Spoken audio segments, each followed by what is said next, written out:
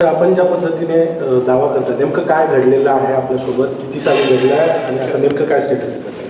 Sir actually मी doctor Sanjay Chandrakant More, मी समता नागरी पतसंस्था कोपरगाव यांनी मला एकतर मी त्यांचा थकबाकीदार नाही, त्यांचा कर्जदार नाही. कारण असं आहे की समता पतसंस्थेकडे त्यांच्या नातेवाईकाची जमीन करोड रुपयासाठी तारण होती, त्याच्यासाठी माझा काही संबंध नव्हता. पतसंस्थेचे समता पत चेअरमन काका कोयटे एका उद्योजका थ्रू माझ्याकडे आले आणि मला म्हणले आम्ही अडचणीत आहोत, ही जमीन तुम्ही घ्या. त्यांनी एक जमीन खरेदी करून, पतसंस्थेने खरेदी करून मला जमीन दिली छत्रपती संभाजीनगरची, आणि ती जमीन खरेदी करून दिल्यानंतर त्याच जमिनीवर त्यांनी 4 कोटी रुपये कर्ज मला दिलं, दाखवलं, दिलं नाही. आणि ते 4 कोटी रुपये कर्ज परस्पर त्यांनी त्यांच्या पूर्वीच्या थकीत कर्जदार नातेवाईक आहेत त्यांच्या खात्यात वर्ग केलं, आणि जी जमीन त्यांनी मला विकली आजही ती जमीन त्यांच्या पूर्वीच्याच नातेवाईकाच्या नावावर आहे, आणि ती जमीन वर्ग 2ची जमीन आहे. म्हणजे एकीकडे वर्ग 2ची जमीन माझ्या नावावर होत नाही आहे, दुसरीकडे मला दाखवलेलं 4 कोटी कर्ज हे पूर्वीच्या थकबाकीदारात गेलं. मग मला मिळालं काय? म्हणजे मला कर्जही नाही, मला पतसंस्थेने विकली जमीन माझ्या नावावर नाही, आणि 4 कोटीचा बोजा माझ्या नावावरती टाकला.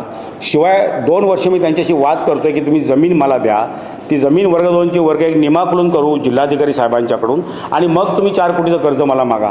2 वर्षानंतर 31/3/18ला त्यांनी पुन्हा 1 कोटी कर्ज परस्पर 25/3/18 रोजी माझे छोटे बंधुराज वाई सातारा जिल्ह्यात वारले, शांत झाले, आणि 31/3/18ला पुन्हा 1 कोटी, ज्याला ऑडिट रिपोर्ट माझ्याकडे आहे, गव्हर्नमेंटचा लेखापाल अहवाल आहे, त्यात स्पष्ट म्हणले की यांचा वाद चालू असताना 1 कोटी रुपये जे वाढवले ते त्यांनी कसे काय वाढवले, त्यासाठी पतसंस्थेचा त्यासाठी तारण नाही.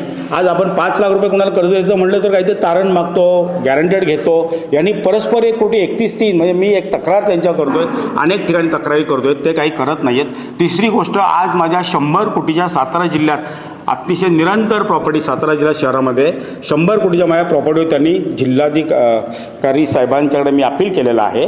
तलाठी साहेबांना हाताशी धरून या जमिनी आमच्याकडे तारण आहे असा खोटा अर्ज सातारा जिल्ह्यामध्ये देऊन तलाठी साहेबांना हाताशी धरून माझ्या सातारच्या 100 कोटीच्या प्रॉपर्टीवर 11 एकर शहरातल्या प्रॉपर्टी त्यांनी बोजा टाकला आणि मला अडचणीत आणलं. म्हणजे माझा 100 कोटीहून अधिक मोठा घोटाळा समता नागरी पतसंस्था करू इच्छित आहे.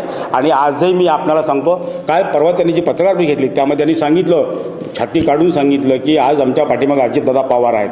मी अजितदादा पवार साहेबांना विनंती करतो की आपण असल्या भानगडीत पडू नका, आमचे कागदपत्र तपासा, आम्हाला संधी द्या. आणि या राज्याचे मुख्यमंत्री साहेब देवेंद्र फडणवीस साहेब विनंती करतो की आपण या पतसंस्थेची ईडीची चौकशी करा, अन्यथा यामध्ये असणारे ठेवीदार सगळे रडतील, अडचणीत येतील. माझ्यासारखा एक उद्योजक, मी शिवछत्रपती पुरस्कार आहे, खेळावर मी सातत्याने 35 वर्ष काम करतो, 180 देश फिरलो. मी बॉडी बिल्डिंग या खेळासाठी पूर्ण देशामध्ये अनेक आंतरराष्ट्रीय स्पर्धा भरवलेल्या आहेत.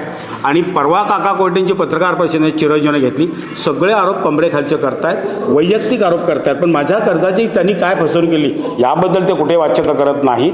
त्यामुळे मी पुन्हा एकदा कोपरगावच्या जनतेला सांगतो, ह्या समता नागरी पतसंस्था असणाऱ्या जे ठेवीदार आहेत, गोरगरिबांचे ठेवीदार आहेत, ते वाचवा. या राज्याच्या मुख्यमंत्र्यांनी पुन्हा एकदा विनंती करतो. आणि माझी जी झालेली फसवणूक आहे, या पतसंस्थेवर प्रशासक नेमावा आणि ईडीची चौकशी लावावी. कलम 88 खालीची पूर्ण चौकशी पतसंस्थेची करावी. माझ्यासारख्या उद्योगाला शेती नाही आणि एकीकडे कर्ज नाही, मग माझी कसली वसुली, मी कसला कर्जदार थकीत. बरं, तुम्ही जी जागा तुम्हाला त्यांनी विकली होती त्याचे काही खरेदी व्यवहार झालेला असेल ना?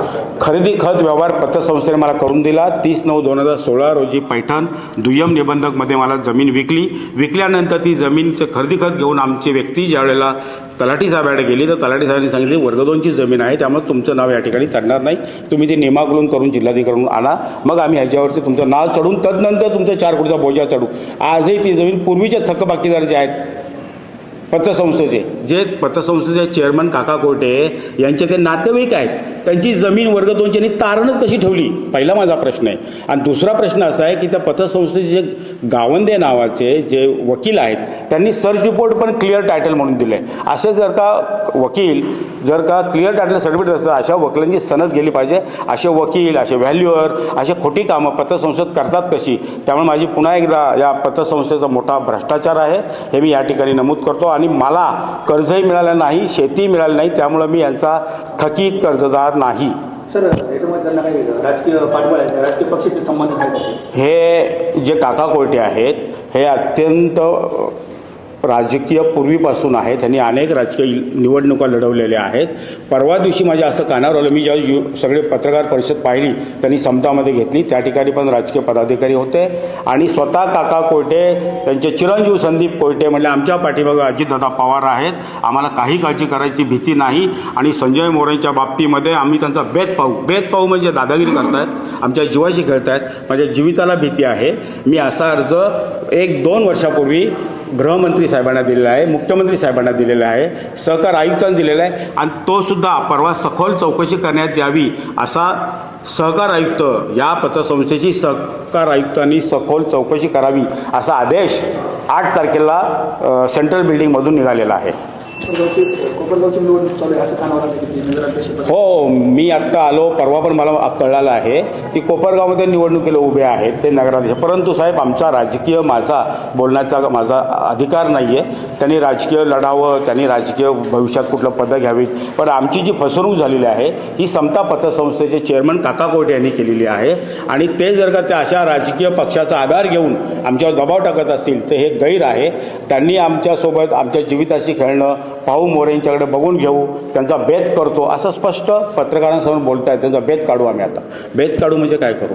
ही दमदाटीची भाषा, राजकीय जो काय सपोर्ट आहे तो राजकीय सपोर्ट मी अजितदादांना विनंती करतो, दादा आपण या राज्याचे उपमुख्यमंत्री आहात, असा बेत करू आणि अशी दादागिरीची भाषा, एकीकडे वर्ग 2ची जमीन मला विकायची, त्याच जमीन मला कर्ज द्यायचं, पूर्वीच्या नातेवाईकाची वर्ग 2 जमीन तारण ठेवायची, त्यांना करोडो रुपयाचं कर्ज द्यायचं, मला दाखवलेलं कर्ज त्यांच्या खात्यात वळतं करायचं. तर असा नालायक माणूस आणि असे कमरेखालचे वार, आणि हेच काका कोयटे आमच्यावर कमरेखालचे वार करतायत, माझ्यावर कमरेखालची भाषा माझ्या कुटुंबावर करतायत. तर यांना ताबडतोब प्रतिबंधित करा असं मी या ठिकाणी अजितदादा पवार यांना आवाहन करतो. निवडणूक कोण लढते? निवडणूक हे काका कोयटे स्वतः नगराध्यक्षपदाची निवडणूक लढत आहेत. हे स्वतःच्या पतसंस्थेत मोठा भ्रष्टाचार आहे. तर हे कोपरगाव नगरपालिकेमध्ये जाऊन काय करतील, किती मोठा भ्रष्टाचार करतील. आणि वय 75 झाले. यांनी तरुण उद्योजकांना आशीर्वाद दिले पाहिजेत. तर तरुण उद्योजकांना हे पायाखाली घेत आहेत आणि अशा फसवणूक करत आहेत.